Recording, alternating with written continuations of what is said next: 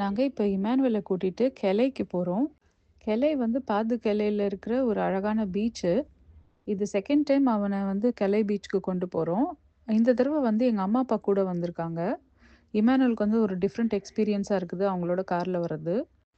நாங்க ஹைவேஸ்ல போம்போது இமானுவேல் நல்லா வேடிக்கை பார்த்துட்டு வருவான். இருந்தாலும் அவனுக்கு வந்து போர் அடிச்சா தேவையான எல்லா விளையாட்டும் நாங்க கொண்டு போயிருந்தோம். ஆனா எதுவும் யூஸ் பண்ணல. அவன் வேடிக்கை பார்த்துட்டு தான் வந்தான்.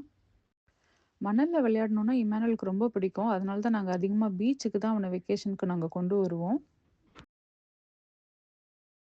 அவன ஃப்ரீயா விளையாட விட்டுடுவோம். அப்புறம் அங்க இருக்கிற பறவைங்கள எல்லாம் பார்த்து அவனுக்கு கொஞ்சம் நல்லா டைம் பாஸ் ஆகும். நாங்க எதிர்பார்த்தத விட வெதர் வந்து கொஞ்சம் அந்த அளவுக்கு ஃபேவரபிளா இல்ல. ரொம்ப நல்லா காத்தடிச்சது.